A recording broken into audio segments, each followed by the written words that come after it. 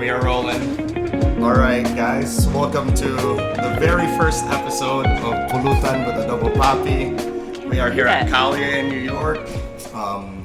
Apart from her social media following, our very first guest is known for sharing her life with her husband and her fur babies. She is an advocate for the voiceless, and we're talking about our four-legged friends, of course. Yes. A proud Filipina and an advocate for animals.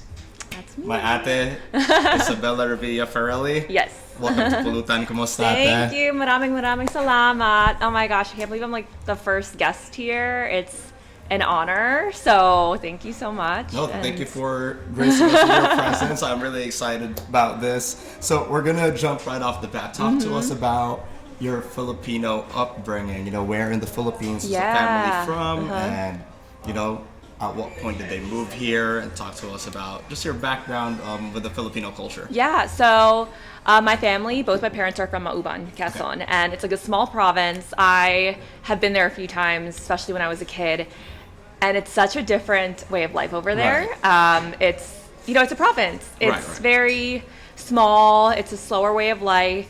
Everyone knows each other. I remember walking down the street and someone was like, "Wait, si Lela ba yun?" Like, is that Lela, like my mom? Lela. Because I looked like her. Like her.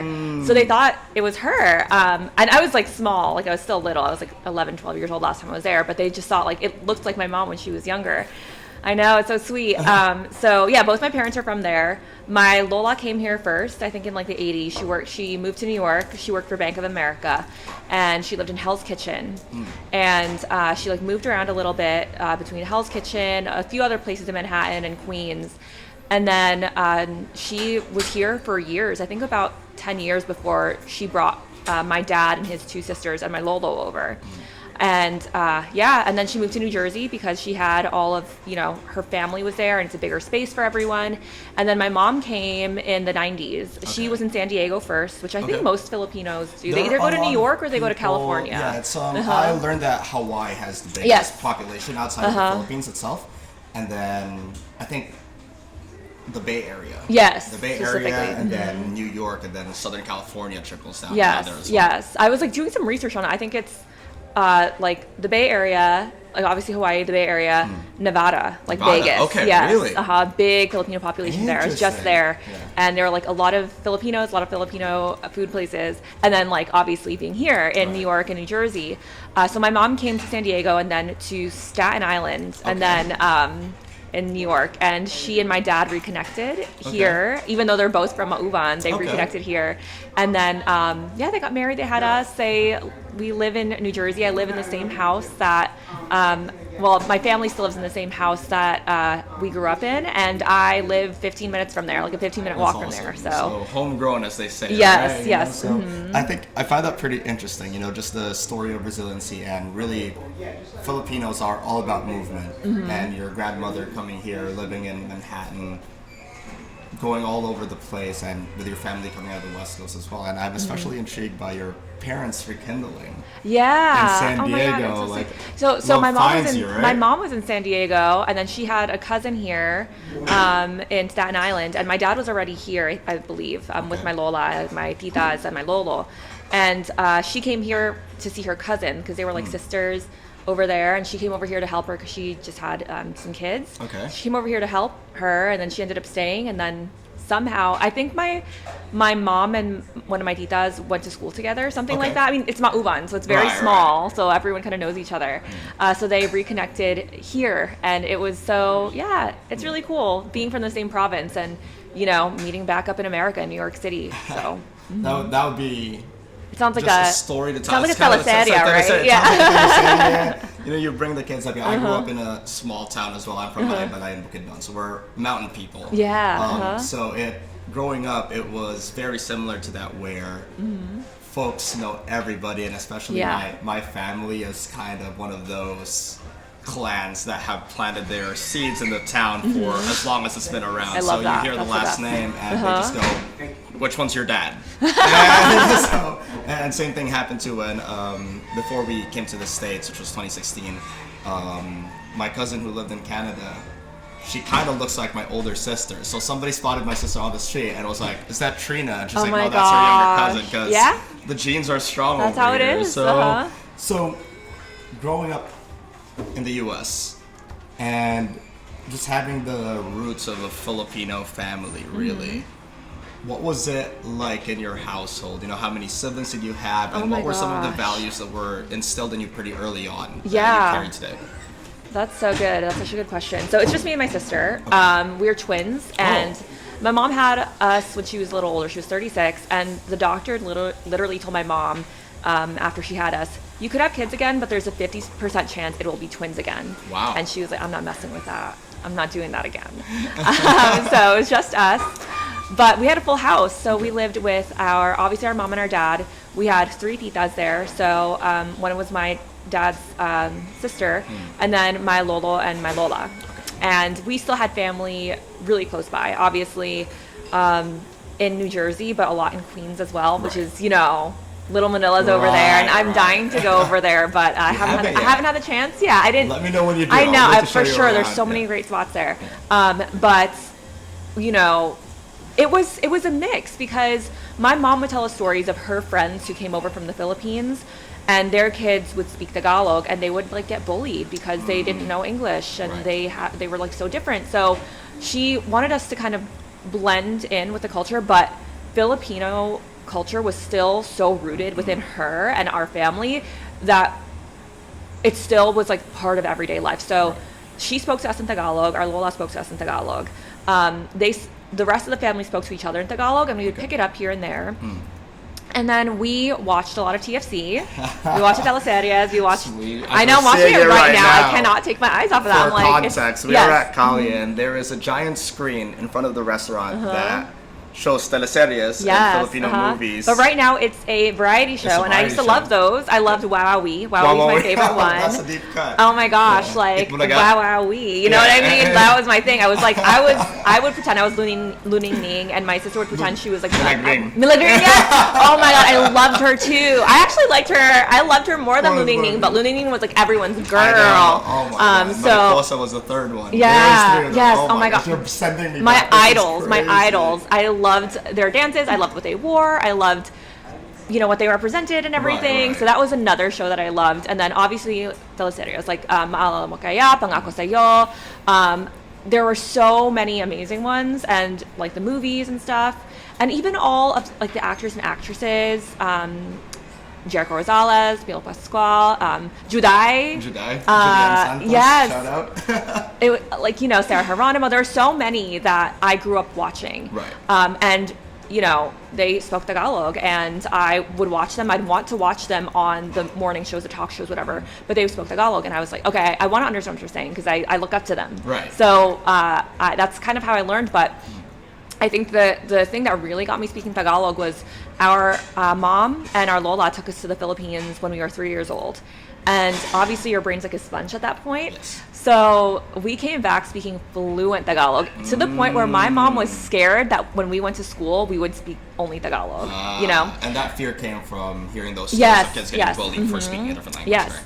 And so we kept up with it through the family, through TV shows, through karaoke. You know, oh my gosh. I was gonna get there, but that's a karaoke good segue. Always. Our national sport. Yes, I'm dying to do karaoke here at Kalye. I know you guys have karaoke Sunday nights, and I'm nervous because when Filipinos sing, like in the barangay, in the province, like I'm like that's American Idol, and they're just hanging out here. I always like to tell people the story of Arnel Pineda, who is the singer for Journey, obviously an iconic band, and they found him in the Philippines singing for a cover band, I believe. And they said, he sounds like Steve Perry. It's amazing. Now he's here. And so I kept up with Tagalog through there, like Bakit Pa, Kahit Maputi na ang buhok ko, Bituing Walang Ningning. Oh my gosh, it's like they were giving you the classics. Absolutely. And now I gotta hear this. Oh my gosh, I gotta practice. I gotta brush it up. But you know, I loved like the singers as well. Sharon Cuneta, again, Sarah Geronimo, Lea Salonga, people who were even making a name for themselves here in the States. Right. And looking up to them and seeing them and hearing them sing in Tagalog, it made me want to continue learning and continue, speaking and singing Tagalog. Right. So Yeah. No, there's something pretty interesting about it because I have a lot of friends who are from the U.S. and they would say, "Oh, I want to learn a bit of your language," which unfortunately I'm Bisaya. And there's so many languages. About with Tagalog and Bisaya being the main ones, but obviously our pop music is usually in Tagalog. So I have this activity where I would send a friend a random song and I would say, "Tell me what you think that's about."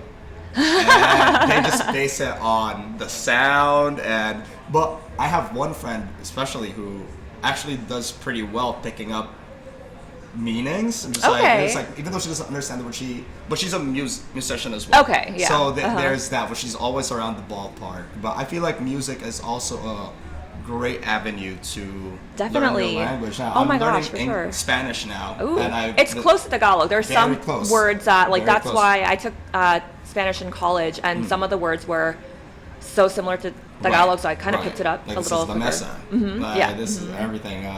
Like Sia is another one. I recently learned the difference between Tagalog and Filipino, which is like if I I don't even kill know me that. if I get this wrong.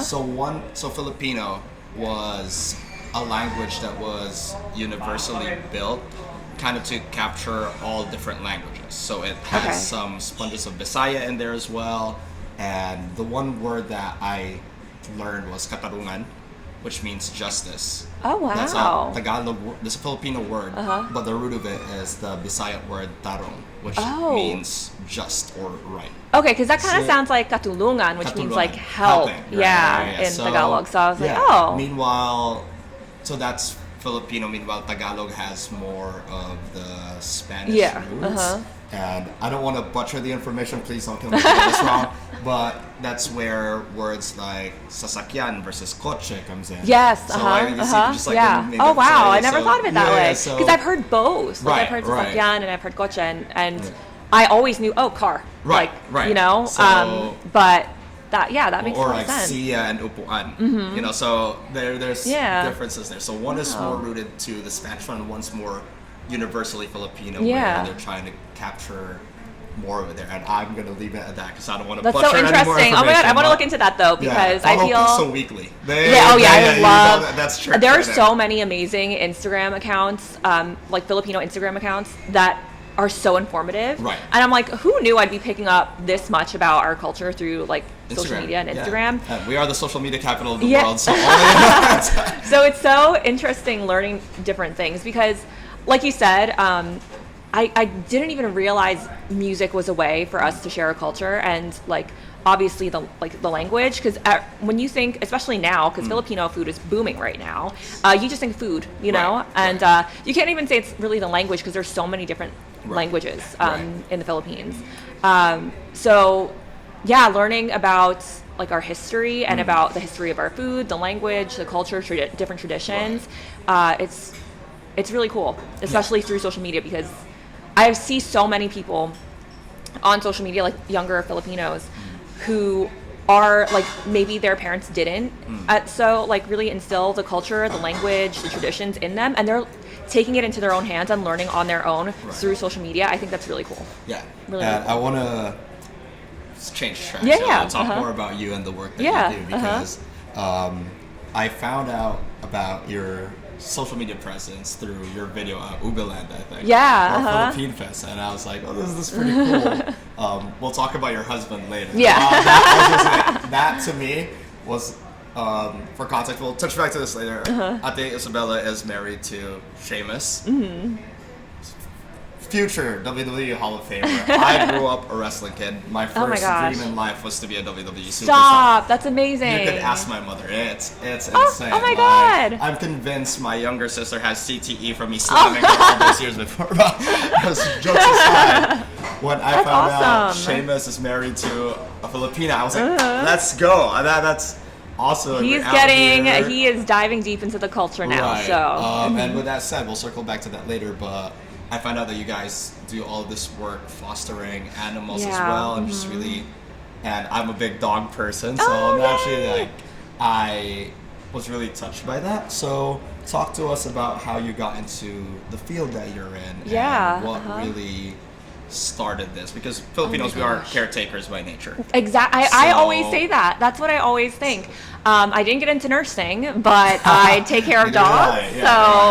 You know, it kind of, it's similar, I guess. But it's very interesting because I grew up scared of dogs. I remember going to Mauban, and there's a lot of street dogs there, and I was so scared of them. I was like, yung mga aso. I would have my mom like carry me because I was so scared of the dogs because they were just running around and they were barking and stuff, and I was scared of them. But flash forward, I don't know, 15, 20 years, I moved to Nashville. I'm originally from Jersey City, and New York City area, right across the Hudson. Don't be scared to go across the Hudson. There's so many great spots there. Okay. Born and raised in Jersey City. I moved back there after a few years in Nashville. But when I moved to Nashville, I didn't have anyone. It was just me and my husband. And I didn't know anyone there. My whole family back in Jersey. And I was lonely. My husband was traveling a lot for work. He was on the road like 4 or 5 days a week. And when he was home, he was just recovering from being on the road and wrestling. So I remember he was actually in Vegas for a show for Monday Night Raw, and it was the day before my birthday. It was my first birthday spent not with my family. I actually share, so I'm a twin. Okay. I share a birthday with my sister, obviously, but I also share a birthday with my dad. Oh, wow. Yeah, and then my mom's birthday was 2 days before ours. Are you guys summer babies? Or December. December, oh, me too. I know. Oh, really? 29. 12. Okay, yeah. got it. So, I was kind of like sad, you know, I didn't have anyone, and the local rescue there, Nashville Humane Association, they're amazing. They put out a plea that they were overflowing with dogs and they were looking for fosters. I signed up. I didn't even ask him because it was Monday, and the thing I know about his schedule is that Mondays or Fridays, whatever show he's on, he's running around. He doesn't have time to I don't want to bother him because I know he's working, and I wouldn't want to be bothered while I'm working, I guess. So I was like, I signed up, and I had my friend take me to Nashville Humane. We picked up a little puppy. We ended up keeping her. I was only supposed to foster her for 10 days. We ended up keeping her because I was crying at the thought of bringing her back. My husband thought I was crying because I didn't want to give her back. I was crying because this dog is crazy. I can't take care of her. But yeah, she's been with us. She's like almost 8 years old now. Anyway, I call him. I pick up the dog and I FaceTime him, and he knows she's FaceTiming me. This is an emergency. She never calls me when I'm working. I put the little puppy to the FaceTime, to the camera, and he's like, what is that? And I said, it's our foster dog. We have her for 10 days. So we ended up adopting her, and we kept adopting and adopting and adopting. Once we had 4 dogs, it was kind of like our house is full. I don't think we could take any more dogs. And I still wanted to help. I still wanted to help the animals, especially adopting dogs. I just knew there's so much to be done.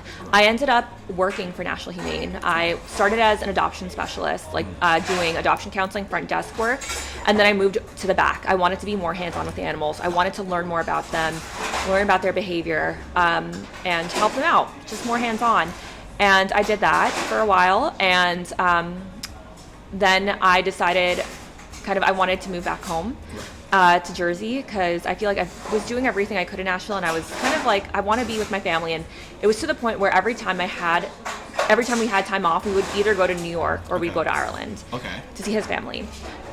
So we moved back here. I started working for a rescue here, and then after I left the rescue, because it's grueling work and you don't really get a break, you get compassion fatigue, you know, you are just drained and you feel like you can't really do it anymore. So I decided I'm going to foster. So yeah, I've been fostering ever since, and I do want to get back into the field of it because I really want to help the dogs coming in to the shelter and help them, go through this really tough time and do what I can for them. But right now I'm fostering and I really love it. So yeah, that's awesome. It's just, for me, I get attached easily. Oh yeah. So I could only imagine how you feel. And Filipinos were naturally romantic people. Yeah. So it's really hard not to. We fall fast and we fall hard. Yeah. And especially with animals, because we're such caretakers too. It's really hard, and that's why when growing up, when you have these yayas taking care of you and they move on with their lives, and usually these are young women taking care of children. So it's just waterworks all everywhere because we care and we connect with a lot of sure. people. So going back to, you made a joke about not going into nursing. My mom knew. She was like, "Oh, my girls." Parents are very particular. They're very career driven, I'd say. Yeah. And, nursing is a great field to get into. Oh, I yeah, have a lot of respect absolutely. for the medical field. I have cousins and family members who are doctors and nurses. I'm sure you do too, because every family has a few of them. So you went to college here. Yes. Talk to us about that, and what was the initial path that you thought you were going to get into before you ended up working with animals? It wasn't this. I'll tell you that. I went to Baruch College by Flatiron, and I went to school for corporate communications. My mom knew early on. She's like, my girls are not. They're not nurses. She's like, we weren't into like science and stuff, she knew that wasn't really the path for us. So I didn't know what I wanted to do, actually. You know, you have these, as a kid, you have big dreams. You're like, I want to be a singer. You know, I want to be WWE Superstar. Yeah, exactly. And I was like, I want to be on Broadway. I want to be like Lea Salonga. But, you know, I had to go to college, and I didn't know what I wanted to do. And my mom was like, you know what, Isabella, you would be great at public relations communications. I was like, you know what, Mom? Yeah, bet. Yeah. So I just went into that because I had no other idea what I wanted to do. I graduated. I worked a few jobs that were related to that field, but I knew that it was just a job. Like, I wasn't really passionate about it. So I was just bouncing around from job to job. And then even like when I had my dogs, I was still working in the office and, you know, just here and there doing a bunch of things. I was working as a building manager. I was working as a mortgage loan processor. Okay. I was a bunch of different things. And then when I saw the job of working at an animal shelter, just any job, I was like, I want to do that. Like, I'm passionate about it. So let me get into it, you know? But it was definitely not what I thought I would be doing because, you know, I thought I was just going to be corporate. And that was kind of what I wanted to do. I wanted to work in the office. I wanted to work in the city, and I wanted all of those, you know, things that you see in the movies and on TV, but it wasn't doing anything for me. So especially in Nashville, because I can't drive. I'm from Jersey City. I never needed to learn how to drive. I take the PATH train, take the subway, whatever. And so I was looking for like a lot of work from home jobs in Nashville too. And I learned quickly I'm not a work from home person. Same. I need to be out and about. Yeah, you get it. So that's kind of how and you know, working in the shelter, you are on your feet. I would get 10,000 steps before noon. That's crazy. Yeah. Mm-hmm. And I was the fittest I'd ever been, I'll tell you that. I was like burning 1,600 calories at 10 a.m. just cleaning kennels, scrubbing kennels. Just I'm like walking, honestly. Walking, cleaning. Yeah. So that's good. Yeah, I learned pretty quick that the corporate life wasn't for me. I worked in sports journalism. I thought I loved that. Big boy job out of it was the Daily Mail. Oh wow. So British tabloid. I kind of knew what I was getting into. But you know, being in New York, and you know, I was 25 at the time, and had been freelancing for my entire career. I graduated at 23, and then figured it out from there. So it would be a lot of working at cafes and service jobs, and then from my shift, go home, shower, go to a game, write a report, and then rinse and repeat hustling. the next day. That's we're built for that. So then you think you graduated from that, you get the corporate job, but then right off the bat, I realized sitting in an office was I needed movement. You know, I picked the things that I learned from in that job. It was a big room. You learn how to work quick. I made some great friends over there, which was the biggest takeaway. And, you know, I'm going to see some of them later today. I love that. But I feel like I was too young to rot at a desk. And I was not living enough. So, you know, I went from another job after that, which was less buttoned down. And that was the thing. I loved putting a suit on until I had to put a suit on. So once you make it a requirement, then you know, then I want to paint my nails. Then I want to get more tattoos. Maybe I want to get a tattoo in my hand. I'm just like, I can't be. I want to be free. Yeah, I want to be free. So yeah, it's just like, as you said, you romanticized the idea of the corporate life. Yeah, I did. I wanted like office friends. I wanted work friends. I wanted to go to happy hour with them after work and stuff, you know. But yeah, that like wasn't really in the cards for me, I guess.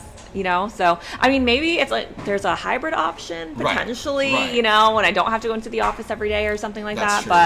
But yeah, I just want to be able to, you know, still live life and Find still the middle work ground. and like still be passionate about something and still feel like you have a purpose and help, you know, like I want to help, like, you know, like you said, we're natural caretakers, and my, you know, what I want to take care of are animals. And I mean, there are office jobs in shelter work, but the office jobs don't get to like cuddle with the animals, so not as much as, you know, the people boots on the ground do. So and tying that into my situation was I did not feel like I was on the field as much. Like, I did not go into journalism to look at a computer all the time. I want to be out there talking to people, talking to athletes, talking to fans. So watching the games. Watching games live, you know, and I wasn't being given that, so I quickly realized it wasn't for me. And, you know, I've gotten to the point now where I kind of pick and choose what I want to do for work. That's and awesome. That's the goal. Yeah, and it's beginning to make sense in all aspects. So, yeah, it's just a slow and steady process. But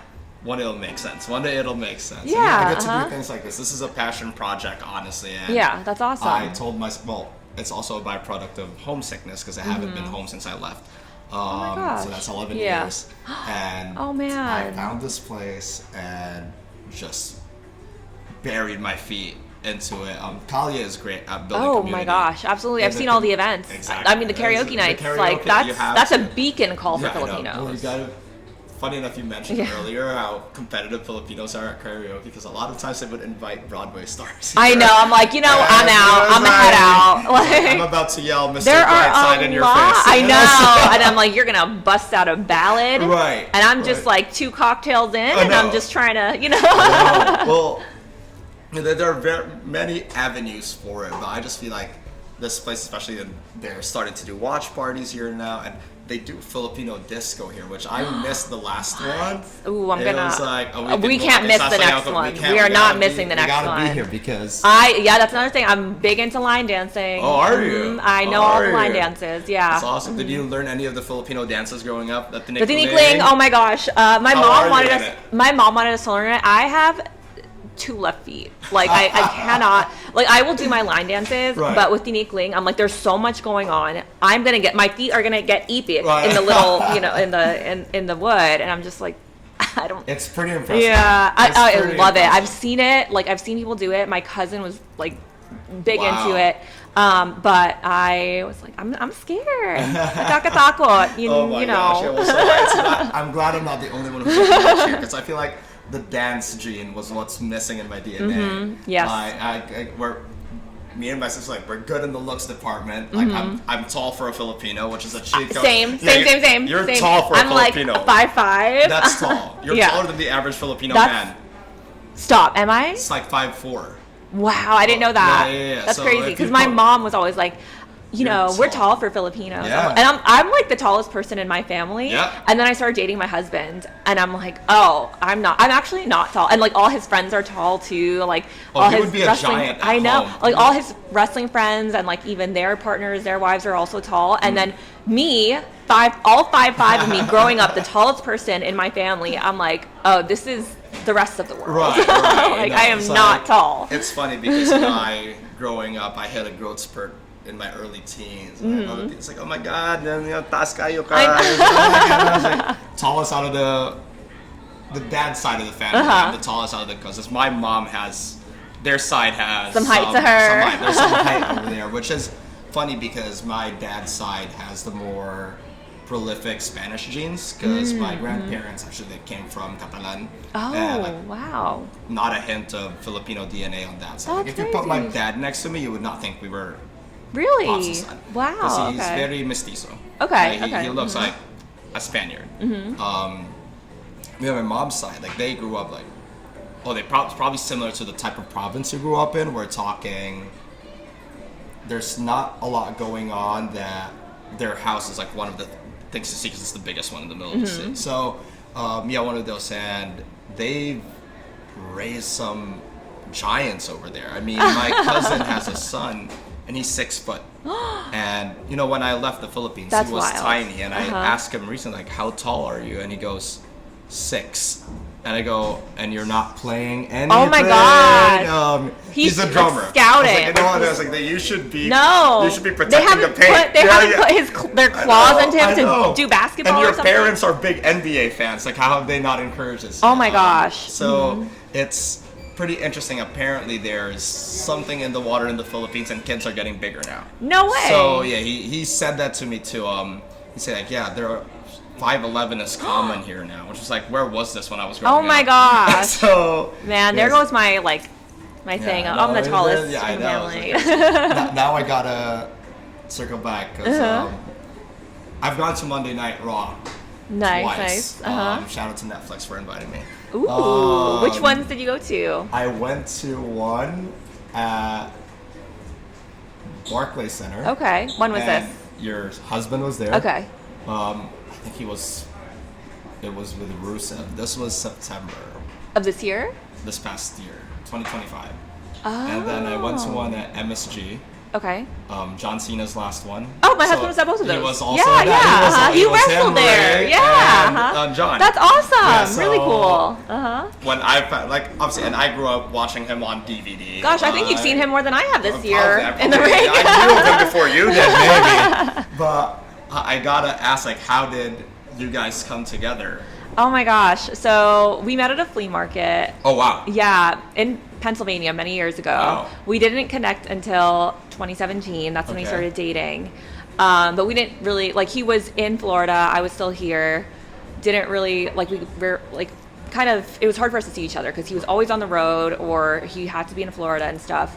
And then we actually went to Nashville together for Christmas 2017. To Rusev's house. We spent Christmas with him in Nashville, I came back here. I was like, I'm not gonna spend Christmas with a stranger. My titas would kill me if I spent Christmas like somewhere else, you know.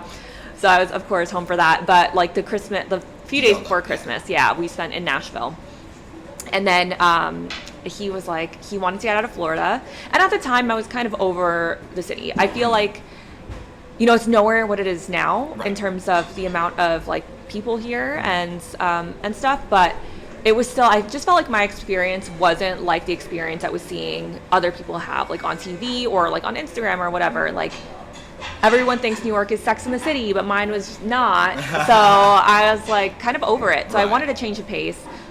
We moved to Nashville together. He moved first and I moved a few months after.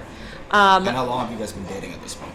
Gosh, so I think it had been about a year. Okay. Yeah, so we were doing long distance for a while. He moved to Nashville, literally moved to Nashville the January after that. Wow. Yeah, after that Christmas. It took that trip. Yeah, I'm like, wow, this guy's Rusev did some legit. convincing. So he moved to Nashville, and then he moved January, I moved October, but we were like seeing each other back and forth, like I think every 2 weeks or something. But yeah, we've been together ever since. I moved back to Jersey 2024, so 2 years ago now, and he's back and forth to Nashville. We still have our home there. Fortunately, we love it there, but like this is my home. This is, you know, like I'll go to Nashville. I'm actually going there with my titas. My titas are driving down with one of my sister's dogs. They're driving down on the 27th, and I'm going with them, and it's gonna be fun. They have I think like 2 Filipino restaurants there, so we're gonna check them out together. So obviously he has a very interesting job, and it's nice because you guys are paired up and neither of you work a traditional 9 to 5. Yeah. Like, you work caring for dogs. He's in the WWE. Yeah. I just want to ask, when he met your family, Oh my god. what was that like? Okay, so it was 2018 April, and my family, I didn't tell them who I was dating because, you know, like I had never had a boyfriend before my husband. Wow. Like I never dated before my husband. So my family never really met anyone. And well, I just gotta say that is you're a beautiful Thank woman. you. You live in New York. Thank you so much. I'm sure they were falling left, right, and center. I was just like so focused on school at the time, and like Filipino. I know, right? That's like such a and my Filipino job, thing to and say. like the only people I'd hang out with were my cousins, Right. you know, and I so like Filipino of you. I That know. is hilarious. But I didn't think of anything of it at the Right, time. I'm right. just like, no, I gotta go to school. Priorities. I was like working, so I was living in Jersey. I was working in Astoria in Queens. I worked a 9 to 5 there, and then I had class after that. Wow. Yeah. So and then I had class Awesome. on weekends. So I'm like, I don't have time. Like Right. if I do hang out with anyone, it's gonna be my cousins, it's gonna be my Right. family, it's gonna be my friends. So I didn't have time to do any of that stuff. So when they found out I was dating someone, I didn't want to tell them who it was because it's kind of scary, you know, especially being Filipino. Like they're not gonna really understand, like you know. So I didn't tell them for a while. They knew I was going back and forth to Nashville, so they thought I could have been seeing a country music artist for all they knew. Right. Was there any signs leading to, oh, this person is famous? That Not really, no. not that your family was aware of. No, Yeah, yeah. nothing. I just didn't want to tell them. I'm like, I don't want to. I just was thinking, I'm not going to tell them until like it's serious, Right. and I know it's serious. Right. So obviously, when he asked me to move down to Nashville with him, I was like, okay, it's getting serious. They're gonna have to meet now. Right. So we met at a Korean barbecue place, of course. All the Filipino I know. tidbits. I'm like, This is the best pilot episode we have got, just because I did not know how Filipino this was gonna get. it is. We are in Your deep. outfit too. We're in deep. Yeah, Yes. I know. Okay, so you we needed a Korean barbecue. Yes, spot. and at the time, again, it was 2018. He had a mohawk. Yes, he had a This mohawk. was prime Sheamus. Yes, This and he was- is like this big, tall dude with a mohawk. Red my mohawk. tita Ruth, and like they raised me, especially, and not even just after my mom passed away. They raised me even before. She turned to my sister. She's like, "Is he a rock star?" Because like again, being in Nashville and then Right, everything right. kind of made sense, and he, you know, was just had the mohawk. It was slicked back. It wasn't Right, up or right. It wasn't anything, up, but it was yeah. still very obvious that the sides of his head were shaved, and then there was hair in the middle. Tall guy, So she was brawling, like gonna cry at that point because she was like, "This is not what I expected," you know. And Yeah. so we're eating Korean barbecue, and they're like, "Okay, what do you do?" And they're like, "Oh, like I wrestle." And they're like, "Okay, like he could wrestle like amateurly or whatever, like as a UFC guy or whatever." I'm not aware. And they're like, "Oh, no way!" Like, because I never got big, like, into like sports or anything like that. Right. But I knew Bautista. My whole family knew Filipino. Bautista. We knew Filipino, the Filipinos yeah. because, you know, I did grow up watching Manny Pacquiao. Right. And then around that time too, like around the time he was doing all his matches, like Bautista was still there Right. in the They crossed over WWE. from Yeah. it. Yeah, yeah. So we knew him, and yeah, so he's like, "I wrestle," and they're like, "Oh, no way! Like we know wrestling." Yeah. And they're like, "Oh, like for like what?" Like they're like, "For the WWE," and they're like, "What's your name?" And he said Sheamus, and I saw because.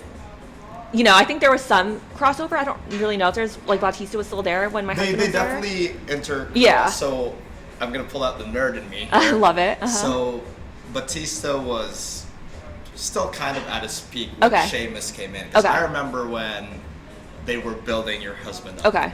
And Celtic Warrior. Okay. All that. He was decimating everybody with a big boot. And Love it. I don't remember. Because I only if- knew Bautista from like the Evolution the time. Evolution time. Yeah. So Uh-huh. that was before Sheamus came Yeah. in. Yeah, that was like Ric Flair, Randy Orton, Yes. and Triple Uh-huh. H. But then he had the Philippine, like the star. I mean Yeah. the sun on And his he belly had button and and he had the flag Filipino on flag, his and I was arm, like, too. that guy's always Yeah, he's Philippines, you know, Philippines, like. yeah, exactly. So Bautista, so yeah, and then you obviously agree. the name. So I don't know if Yeah. they ever had a match together, but Batista's kind of like he started getting There- into there was acting. some yeah, he was there was, getting like, into some acting, crossover. like, so, but they were definitely in SmackDown Yeah. at the same time. Yeah. You know, So carry on. my tita, I saw the tears come in her eye, and there was silence.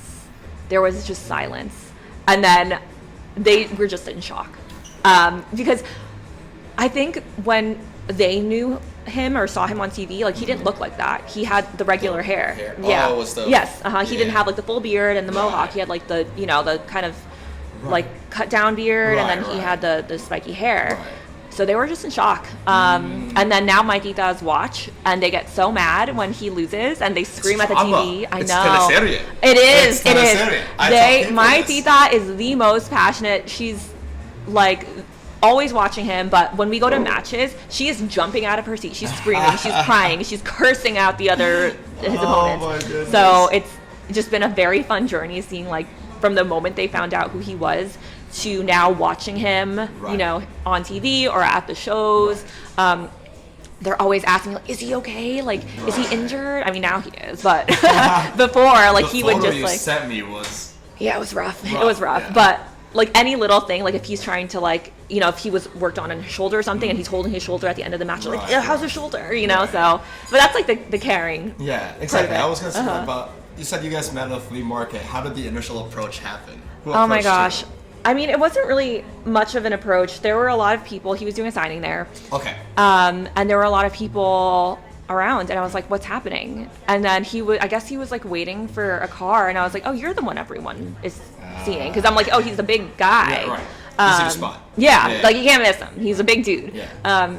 And then people were still like, kind of like surrounding him, and he got into a car. I was like, oh, this is the guy everyone's gonna see. And I was like, oh, that's you. Yeah, that's you. And then, I mean, nothing really came out of it then. Like, So how did he communicate with you after the fact?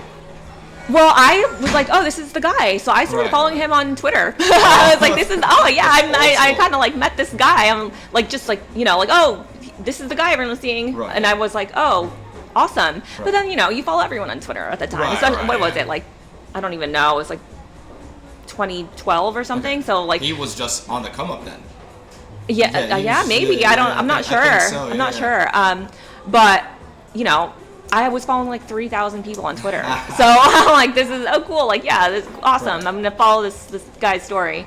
And from there we really didn't talk. And then in I think 2017, I was randomly on Twitter, and I was like, it came up in my memories, like, oh, this is met this guy this day, and and then we exchanged numbers, and ever since we've been just back and forth. But like, it was very slow. Like, it wasn't like, you know, like we were both doing our own things, and it was cool. Like, no, not at all. Like, we bonded through soccer. We bonded, You're a big soccer girl. Yes, okay. yeah.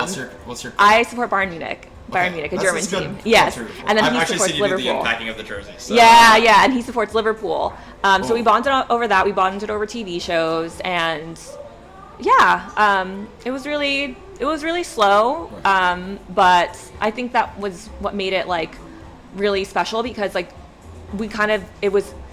we were very intentional about seeing each other, because we were far away from each other. Right. So, and you got to make most of the time for sure when you guys are both busy. Oh, definitely. He's on the road all the time. Yeah. So I'm very curious about just the merging of the cultures. Yeah. Between Irish and Filipino. The only thing I could think, only a few things.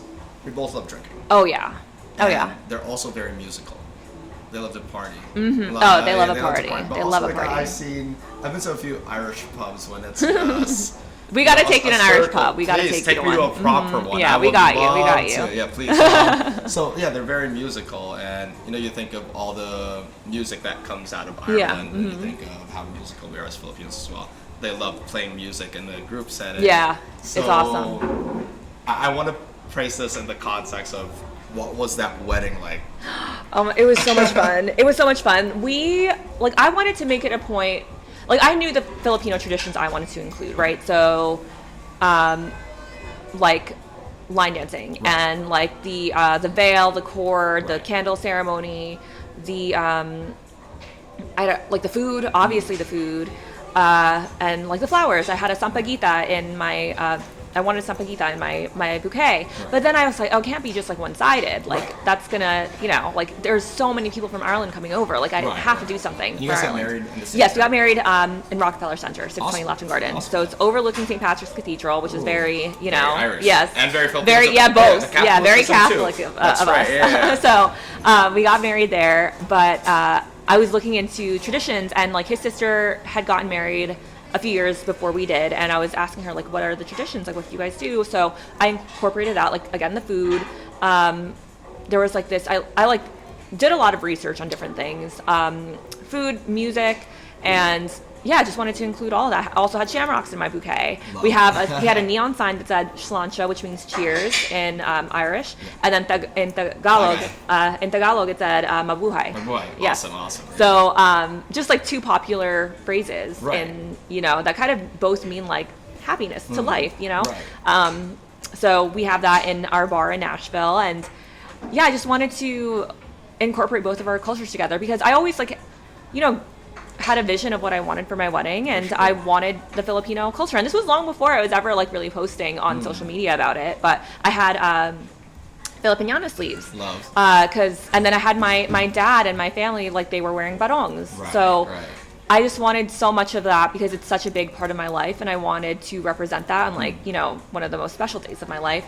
And I also wanted to have a piece of my husband in that and make his family feel welcome and special and seen on our wedding day. So yeah. So just being in the same household as him, what were some of the what are some of the similarities, and in what way does your upbringing balance out with his, and making the house a home? Yeah, essentially? I mean, it's a lot of the food. I would say it's a lot of the Really? food. Okay. And we do have to be careful with what we eat because he's wearing Speedos Right. like every week. So like us eating like Filipino food is kind of like a cheat day, but we bond over food that we eat and like the stories behind it, like our like what we ate growing up and stuff.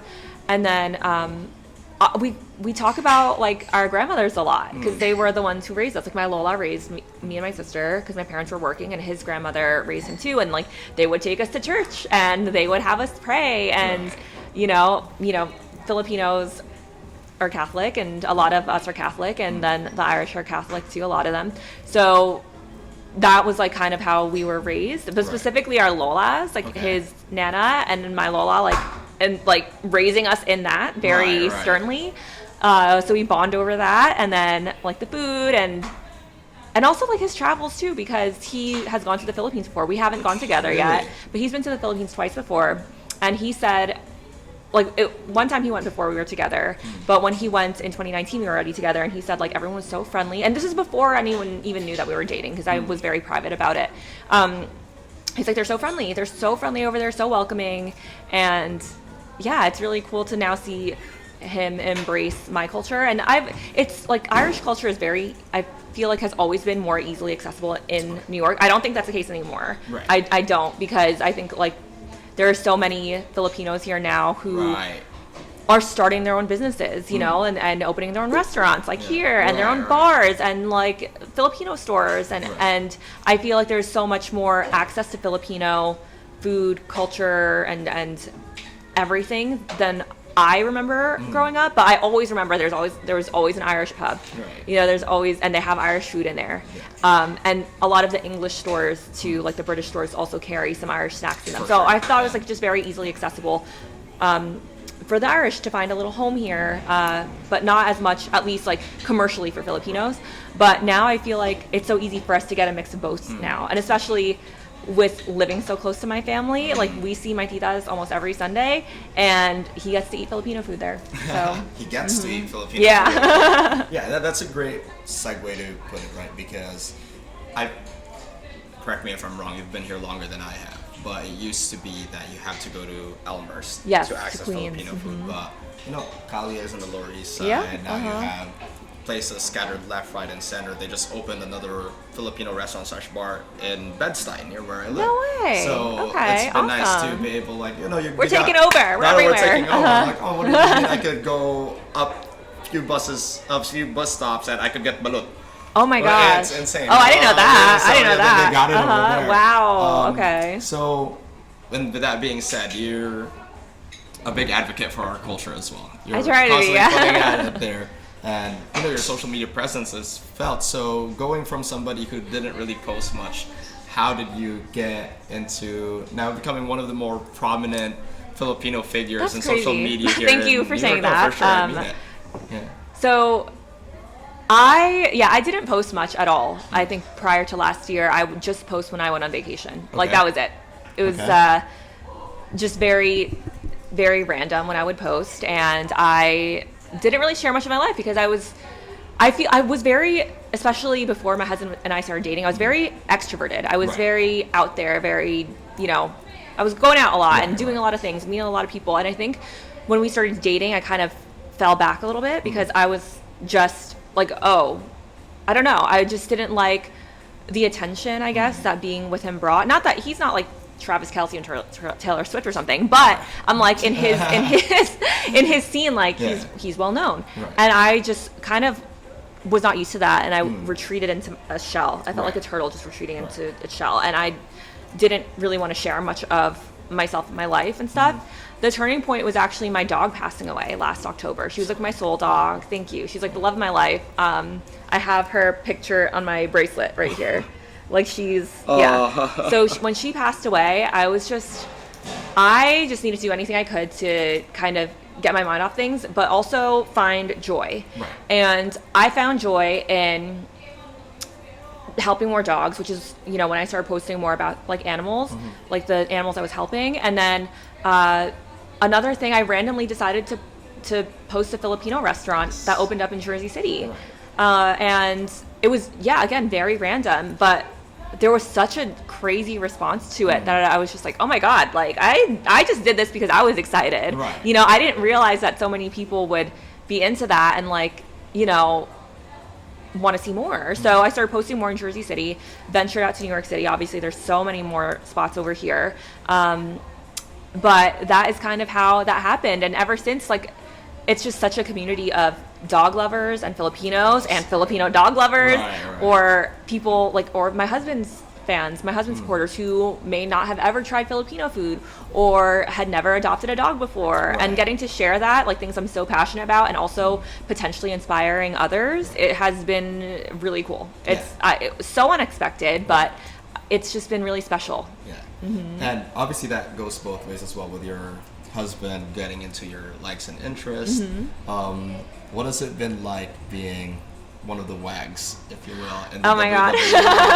Do you get nervous so going into matches? I don't consider myself a wag. I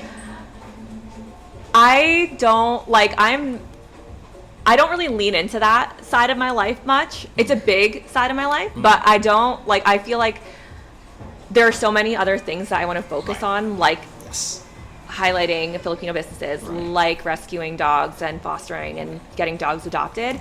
I like that. I kind of like, not that, I consider myself like her, but like I really admire Kylie Kelsey about like, don't call me a wag, because like I'm other things above that. So I know, like, and that's not to say, it's not a term I look down on. It's just not what I consider myself.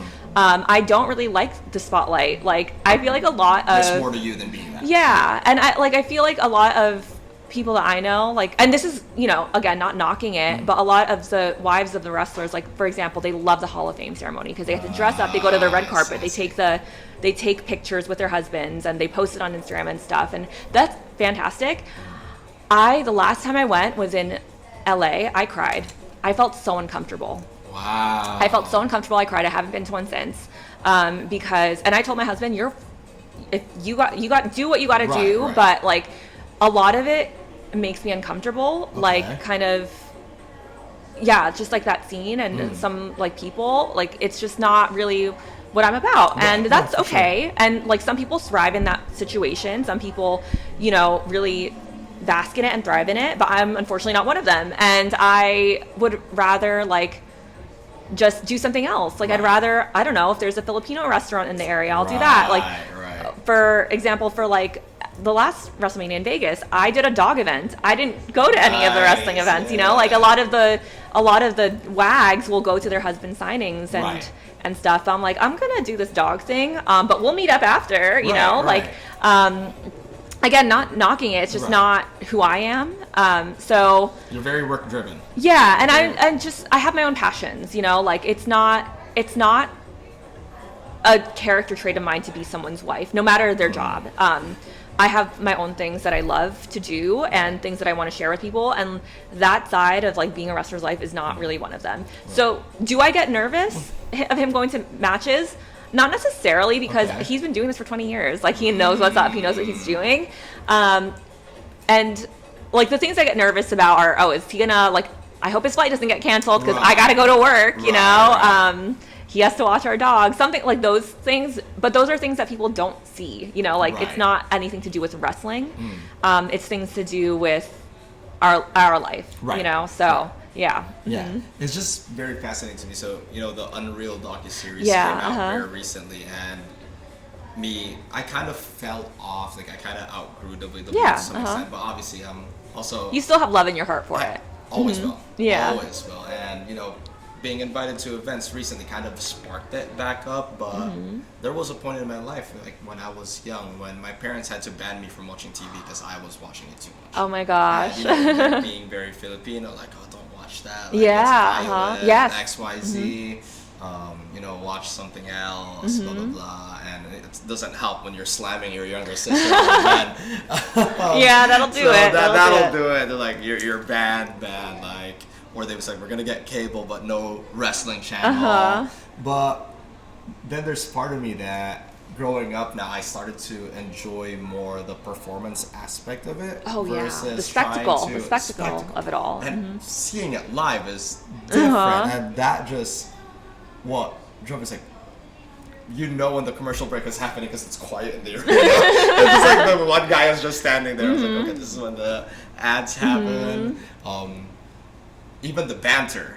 Yeah. Like, I think, like, even you working in sports journalism as well, you kind of, like, know what's up. You see, like, behind the scenes. Right, exactly. So there's that, and the beauty of it is, like, every time I've gone to WWE, I did not have to work. Nice. Netflix just said, come have a was good like, time. I don't have to worry about it. I'm getting drunk in the suites with a bunch of other media people. Yes. It's something, and I've met some of the guys, and I feel, and it's combat sports still. Combat sports are my favorite sport to cover because I feel like psychologically they're the most interesting athletes because it takes a certain type of human being to want to put your body through it. Yeah. And, you know, they could say something along the lines of, no, but WWE is not real, but do you see what they're doing, though? It's tough. It's tough. Yeah. It's tough. And I could imagine you being the one. Like, when he comes home after a match, I'm like, all right, let me get all the equipment ready, like the massage thing. This is where the caretaker nature comes back into, you know, your life as well. It kind of helps, but yeah, it's just crazy because apparently wrestling is growing more in the Philippines now too. They have domestic leagues. Yeah. Oh my gosh, they're killing it over there, especially the women. And I've talked about this. I was on a Filipino wrestling podcast, which again, I don't lean into the side of the wrestling side of my life, but I'm going to support a Filipino podcast, Filipino business, whatever. So I did it, and I follow a Filipino magazine based in Manila, and they did a feature on the Filipino wrestlers over there. Okay. And I know we have a lot of Filipino American wrestlers, specifically women here in the States, but what they are doing over there is absolutely groundbreaking because the Philippines doesn't have eyes on their wrestling culture because you're so close to Japan that, you know, and Japan has such a big wrestling culture there. It's like, it's such a really highly venerated sport over there. Whereas in the Philippines, they're like, oh, basketball and whatever boxing. other, boxing.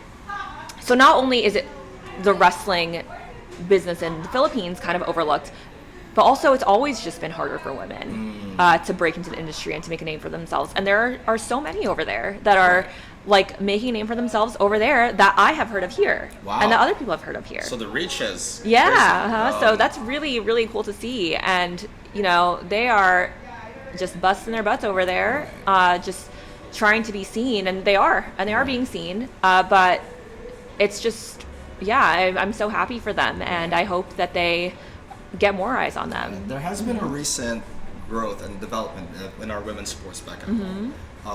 You know, there's always the narrative of why are we putting all the money towards basketball when we haven't made the Olympics this long time. Obviously, well, there's the weightlifter, one of the Heidelin. That's where I was going in, because basketball is not our strongest suit. If the average height is 5'4", and then we're relying, and it's hard to.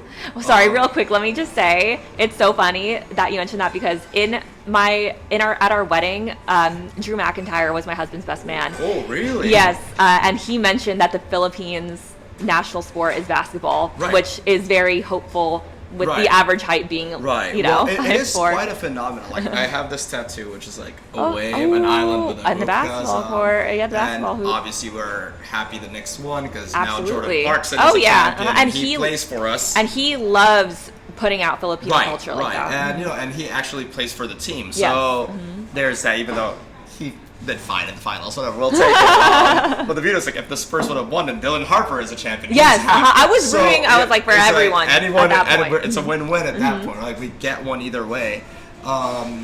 But there's always going to be this because we are so in love with the sport to the point where National Geographic made a docu-series about it because they're like, I'm gonna have to watch that. yeah, it's called it was called Pinoy Hoops, and it I was love on Nat it. Geo for a bit. It was Okay. a short series, a limited series. Yeah, again. I'm gonna have to and check it that was out. based on a book called Beer Man Hooping in Flip Flops, and it was this big chunky research piece about why the Philippines is obsessed with basketball. Yeah, I had never thought about the science of it, No, but that's so, yeah. I know it was brought by the Americans as a women's sport. Like they had the girls Was it? practice it. Wow. And then the guys just kind of took over. And Mm-hmm. as you know, it's you point anywhere in the Philippines, there's likely to be a hoop and a karaoke machine. Yes. So it's all in our culture. But where I was going with this is that there's so much focus going on our men's basketball team that when Idolin wins a golden weightlifting, Yeah. or when Kalye won in gymnastics, there's now this big argument that we gotta look at other sports as well. 'Cause we Yeah. thrive. But And- also look at women. right. Yeah. Look and at that's yeah. where I was going because our women's football team, soccer, Oh my gosh. is going to the World Cup I'm for the trying to second go. time. I'm trying to go. I'm not trying sure to go about too. you. I might see you there. No, I'm manifesting. I'm gonna be there. Yes. I don't know about you. Yeah. We're gonna be there. Let's 'cause go. When they played in the last World Cup, and a lot of them are homegrown. Like these are like 5-foot Filipinas, like killing it, and they beat New Zealand. I think it was New Zealand in one of the games. 4 a.m. I was crying in bed. Oh my, same. I was like on my phone, just tears flowing. Yeah. Down. I was like, this is happening. This is great for the Filipinos as well, and obviously, other than sports, when Ruby Ibarra is on Oh, yeah, Tiny Desk, and I'm crying too because she's Every all time. about Island Women Rise. It's Every like- time. So yeah, it's just there's when you brought up wrestling women in the Philippines too, which is news to me. It just kind of proves the point of there needs to be more shine on the Filipino women and what Yeah. they do Oh my because, gosh. I think, and I don't know if you'd agree with this, kind of traditionally, it's pretty similar here where like the women are like you stay in the background a little bit. Well, like, you don't get your shine. Here's the thing. Yeah. I think in the Philippines, and I could very well be wrong, but growing up, what I've seen is they want the women in the beauty pageants. Right. And I Right. haven't, like, that's what I grew up watching. But, like, seeing the Philippines national team, like the women in the World Cup, oh my gosh. I was overflowing with emotions. Like, I was crying Right, too. right. And, like, hearing our national anthem, hearing them. That too, yeah. And seeing the jerseys and seeing them represent our country on, like, a global Right, stage. right. I can't imagine. chills right I now. know, like I can't imagine like being able to do that. Right. And I feel like who knows what they had to go through to get Right, there because right. I don't know if they had the resources because again like they haven't really been like the money hasn't been going there, Yeah. So who knows what they had to go through to show up on that stage Right. on in that field. But I definitely think that there's so much it's amazing. Right. There's still so much like room for improvement and they should still like highlight those people, Right, right, yeah. highlight everyone in the Philippines like For in the sure. Philippines who have made it to any global stage like the Right. Olympics or not just like because growing up when I saw women it was just like oh we're watching Miss Universe but like women's sports Right, people right. watch women's sports Right, so yeah.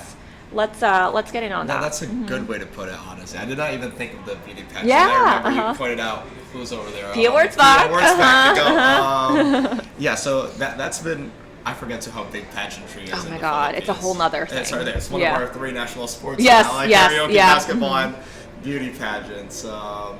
But yeah, it's an interesting time to be a Filipino, honestly, and like Independence Day just happened, and you know, and honestly, like a lot of the Filipinos, like besides Manny, obviously, a lot of the ones that put us on the map are women.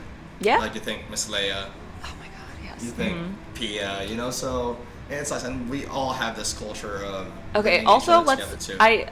I gloss over this a lot. Chris Aquino, Chris in Aquino. In Crazy Rich Asians. Oh, yes. That's everyone's. Yes, that's right. That is Yeah, everyone's that's right. play movie. I'm like, are you aware you're watching Filipino royalty? That is right. And she That is royalty in the movie, but I'm Right. like, that's Yeah, that's I our girl. forgot about that. That's No. Chris Aquino right there. Yeah, an you know? ex-girlfriend showed me that. movie. I was like, what is I this? know. This I is was the like, buzz, you know, like I could have flown out of my plane seat seeing that. I'm like, that's Chris Aquino. That's Chris Aquino. Yeah, and you know, even now, Olivia Rodrigo Yes, half released her album on Independence Day, and I was like, was that planned? It had to be planned.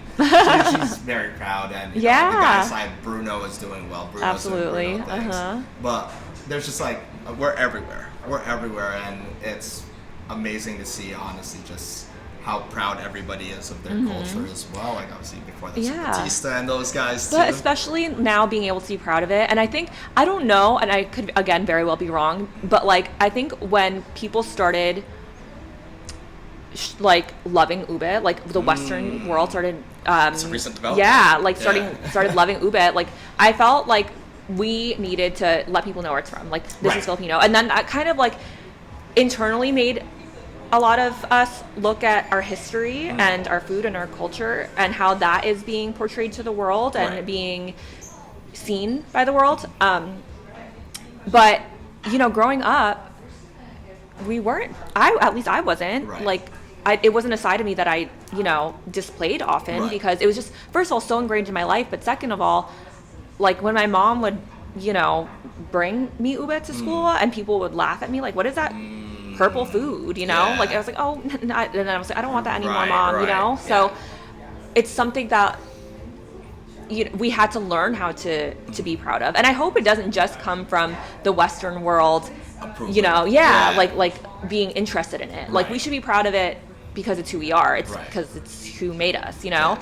And I mean, again, obviously, even before ube blew up, like I wore my Filipiniana sleeves at my wedding, that. and Love and I that. had a lot of Filipino culture like injected into my wedding and stuff. But you know, I think we should just be proud of it because it's who we are and it's how we got here and who made us. Like all the people who went through what they went through to bring us here, and I feel like that should be explored no matter what people think or Yeah, you know I'm a what firm food is believer that popular. sometimes you gotta branch out to be proud of your roots, to be proud of your roots Yes. rather. And I felt that No, like I totally get that because when I moved to Nashville, I didn't realize how much of Filipino culture was in my life until it Right. went missing because there was not much of a Filipino yeah, I community was there. gonna ask. Yeah. It's a very musical city. It obviously, is, it's yes. music city, so I was wondering if But there a was community no there. like Filipino culture there really. Interesting. Or Asian culture. So I Wow. actually had to seek that out. Whereas here it's just all around me. Like you can't escape it. Over there I sought it out myself because I realized such a big part of me is missing.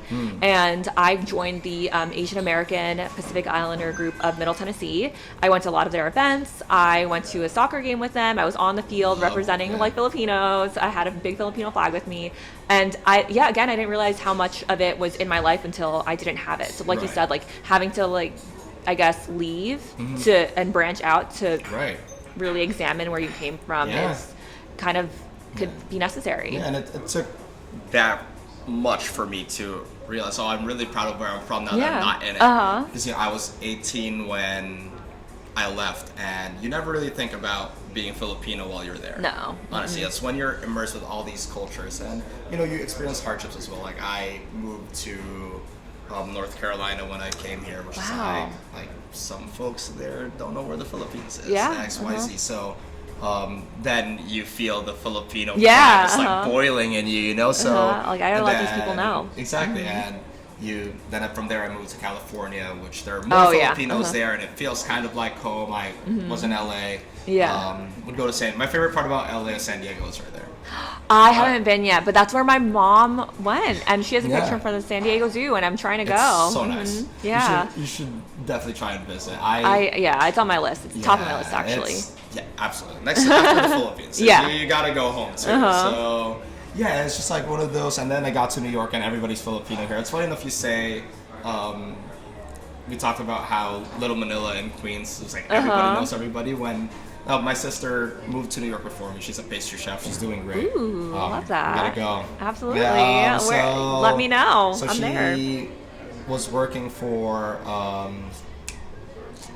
very famous chef, the one who invented the cronut. What's his name? Dominic Ansel. Ansel, yeah. Mm-hmm. Ansel. So my sister worked for Ansel when she moved here, and in very Filipino passion, like she lied to my dad about how much she was offered, and she like bumped him up just so he would greenlight the move because Pops was very and also my sister is firstborn, ate, so the rock of the family, and so she was like, I want to try New York, and so she came here and did a trial shift with Ansel, and lied about the offer. My dad approves it. She's like struggled here for the first couple of years. She was like barely making also, by. Especially from the province, right? It's one thing to go from like Manila to New York, but like when you're from the province and you come to like one of the biggest cities in the U.S., like that's crazy. She went to school in Manila, and even like she dealt with that look of you're from down south, you're from the province. Actually, but she made good friends there too. But with that said, when we dropped her off here. We're in Elmhurst, and my dad gets stopped 3 times by different people within the span of 20 minutes. Stop. I was like, everybody is here. I was like, I don't know if I can do this. As much as I love it, I live in Brooklyn now. It's like, it's like I go to Kalye, I could go to Kubo as well, which is the one that opened up recently. And a bunch of my Filipino friends actually live in the neighborhood above me.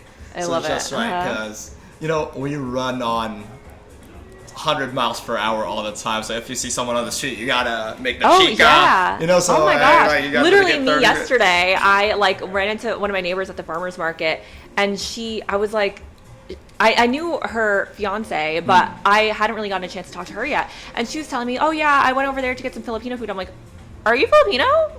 And she was, and I was like, I made a new friend, yay! And like she lives right across the street from me, and I'm like, she's also born and raised in Jersey City in the Heights specifically, and so like also just and like being full Filipino and having being so immersed in the culture, and her mom lives a block over. I'm like, oh well, my family lives a few blocks over. Your mom lives next door. Like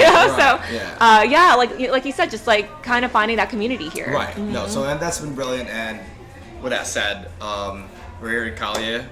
We're gonna wrap it over here. We appreciate you joining us at the Isabella. Thank you so much. Oh, can I also say one more thing? Yes. I love that you call yourself Adobo Papi, because on my Instagram bio, and it was there for the longest time, I had Pinay Colada, because that's good. Yes. That so I'm good. like, yun yung pangalan ko na. Like, that's me. Like, because it was named after, I'm not sure if you were here when Jeepney was here. It's another Filipino restaurant. They closed. Oh, yes. I think Knox is there now. Knox is there now. Yeah. So they had an amazing, they called it the Chori burger. It was a longanisa burger with a fried egg on top. Ooh. Amazing. Ooh. I know Kalye has, I'm gonna hunt the longanisa burgers down, the sliders down here, but we're already here. I know they had a pina colada, and it was a pina colada in a pineapple. Okay. Ang sarap.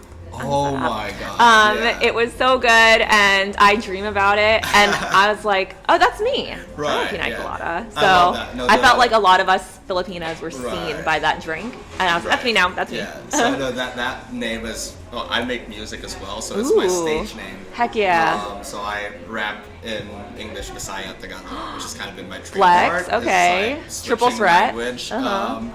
But I used to go by my name, and my younger self in Aria is like, oh, dude, you don't want to get it confused for your byline. Because people are trying to look up your music, they see your journalism or vice versa. Want to create a separate entity. And I wanted it to be traditional Filipino. And I had a bunch of ideas. I like it. I like that. That's Adobo awesome. Papi, also because, Drake is salt Papi. And then there was this Korean sports journalist as well, who works for ESPN, Gary Streisky. He went by the Kimchi Papi, and I was like, "What's the Filipino?" I love it.